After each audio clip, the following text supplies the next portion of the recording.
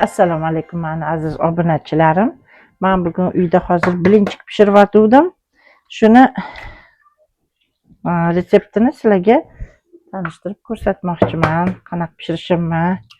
2 tuxumni chaqamiz.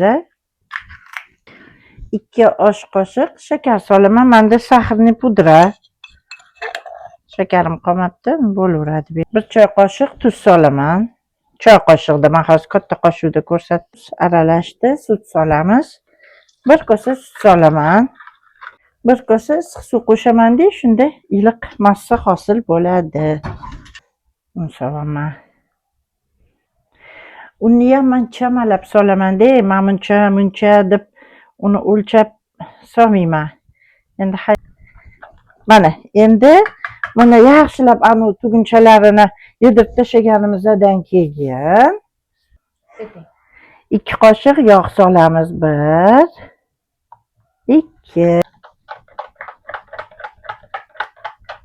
Endi buni xamirimni hozir tayyor bo'ldimi yo'q bilish uchun men cho'mchida bittamda ko'la boqaman.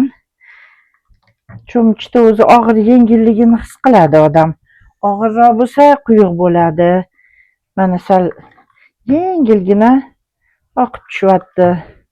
Mana ikkita skоворodkani qistirib qo'ydim.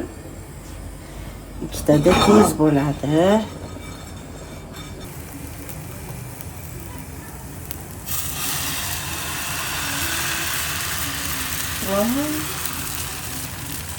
Bo'ladi.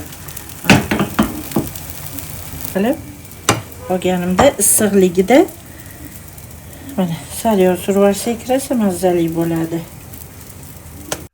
Mana azizlarim, bilinchikimiz tayyor bo'ldi. Yoqimli ishtaha, kelinglar.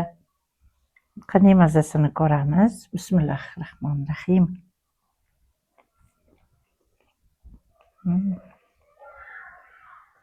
Zo'r chiqibdi.